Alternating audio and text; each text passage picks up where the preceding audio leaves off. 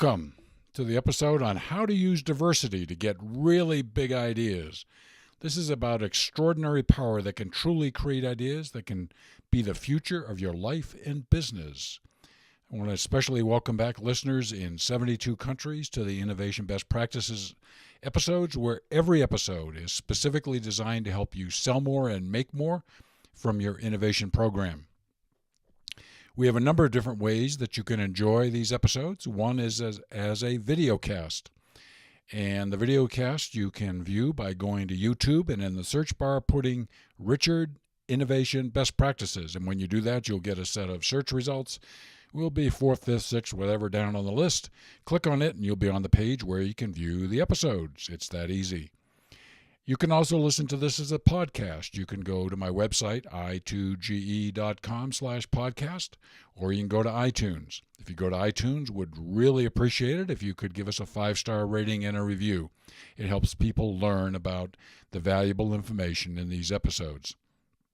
We also have a free blog at i2ge.com/blog where the episodes are in written form. And continuing in the free spirit, we have free apps for the iPhone and iPad that you can listen to the Innovation Best Practices, and for Android devices in Google Play. Just search Innovation Best Practices. Free VideoCast, free podcast, free blog, and free apps. Doesn't get much better. Also, we have a free, there is that word again, twice-a-month newsletter with insights in our newsletter that are not available in any of the podcast or VideoCast. Very, very simple way of getting this. Just take your smartphone out, go to text messages, and the number that you want to text to is 33444. That's 33444. The word free 33. One word, no spaces, free 33. I'd love to hear from listeners, so you can contact me directly at my email at richard@i2ge.com. I look forward to hearing from you. Well, let's talk about diversity. There's 3 kinds of diversity: internal expertise, external expertise, and creative idea generation expertise. And it really depends upon the kind of innovation that you're doing, how big your vision for success is, about how much expertise you need. If you're doing evolutionary innovation on an existing product, like a product improvement, something that's slightly better, maybe even a line extension of it, maybe you can get that done just with internal diversity, with some optional external diversity. If you're doing a line extension, a really aggressive line extension on an existing product, you really must have internal, and it's going to be very helpful if you have external and creative idea generation expertise in your creative session. And if you're looking at an entirely new product with a new benefit or form, you really must have internal, external, and creative expertise in your session. So hopefully this calibrates it a little bit for you when I'm talking about diversity. It's the mix of these 3, and this is how they play out. Regarding internal expertise, you need external expertise, critical to achieving the vision of success and integral to the strategy. You want more than just expertise. You want people who are engaged and who really care about the success of the project and who have the deepest knowledge of the need and opportunity. You do not want people in there that their boss says, why don't you go down to the conference room next Tuesday, spend a couple days there. I'm not really sure what they're doing. Just see what you can do. You don't want those people there. They'll just drag it all down. You may want more than just one type of expertise. For example, you may need more than one person from R&D to get the breadth and depth of expertise that you need to get a project across the finish line. Now let's talk about external expertise. You need to start by determining the strengths and limitations of your internal expertise. Where are the biggest gaps? And there are always going to be gaps. Engage in a power search for world-class expertise that's relevant but does not duplicate internal expertise. Relevant but does not duplicate. Okay? Some places that you can look for external expertise are professional and expert associations and journals, highly filtered Google searches. Get experts to name the top world-class expert in the field that you're exploring. So let lower-level experts kind of point to the person or persons who really are at the top of the world in all of this. So this is a way that you can go about finding external expertise. Here's an actual project example. This was a complex project with a very challenging food project with an international giant corporation known for its R&D prowess. Internal experts, we got multiple R&D, research, marketing, and packaging folks in there, a really talented group. And we got external expertise. We at i2ge.com, Innovate to Grow Experts, really lead this effort, and I found 3 world-class relevant researchers from Cornell, Penn State, and Ohio State with major relevant unpublished research. What's important here is the R&D folks at the large international corporation were pretty on top of things, but they were not aware of some of the unpublished research. The unpublished research that was brought in by these 3 experts made the absolute difference in solving a problem that had been for a long time unsolved. They'd hired 2 consulting companies before they hired ours to solve it.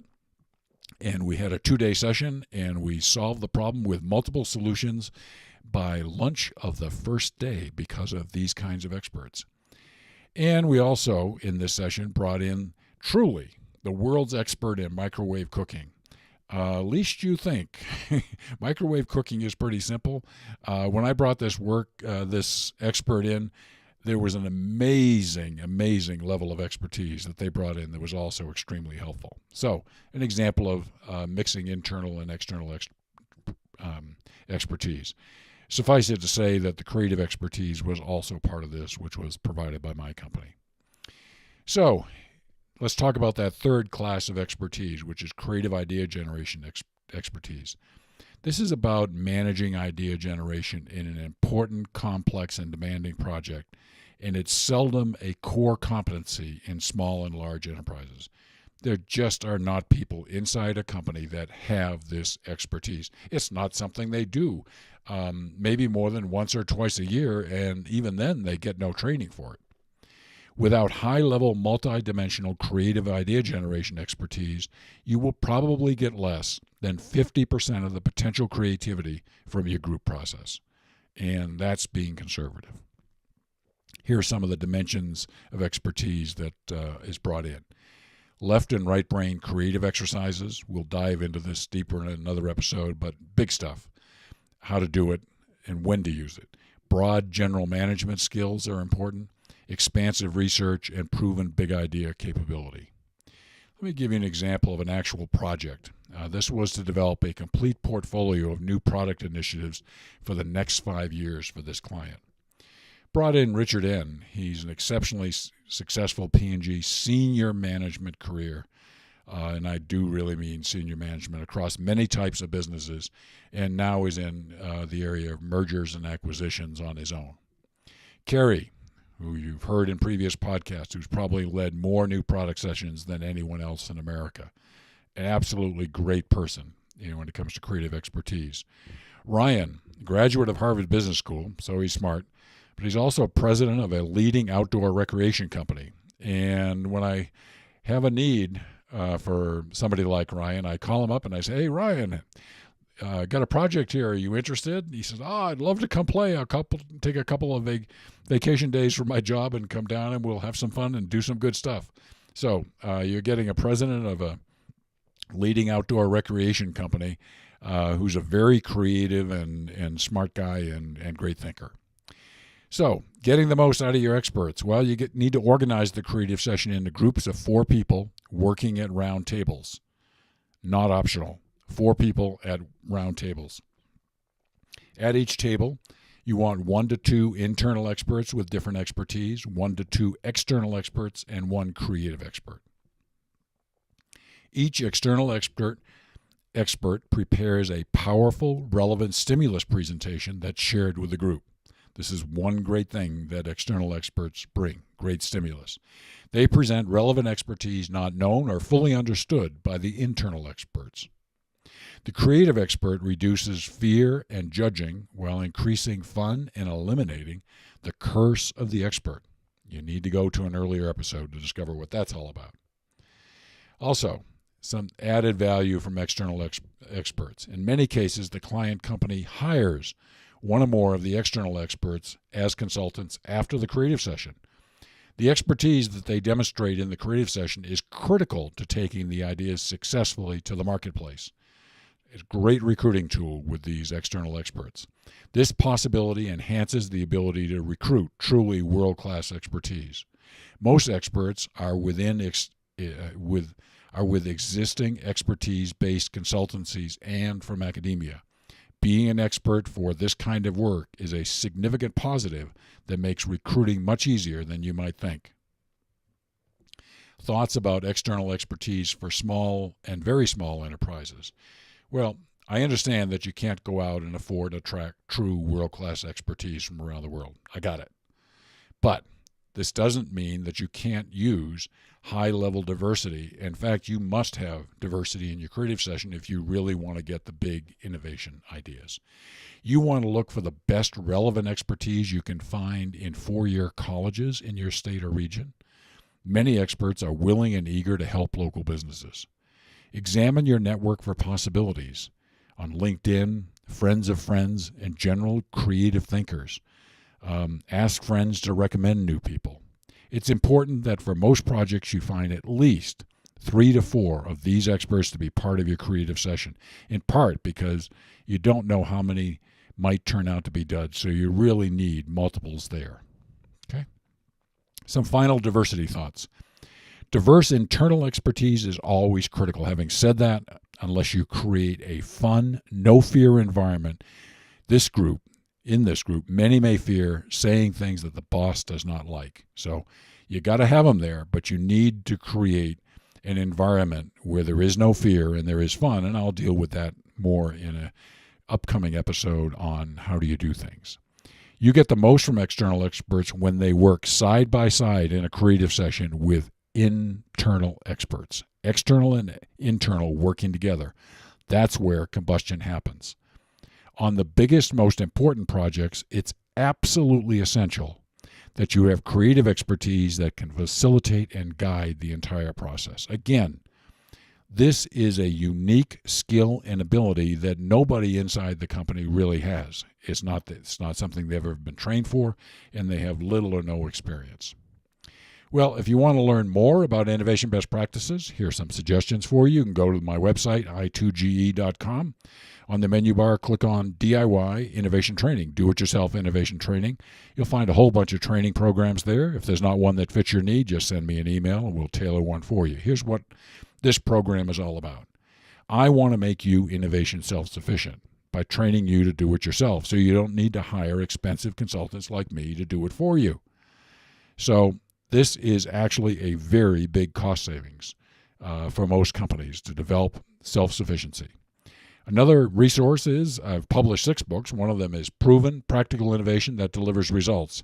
It's available only at Amazon as a Kindle book and as a paperback, and it's priced below my break-even price. Great value.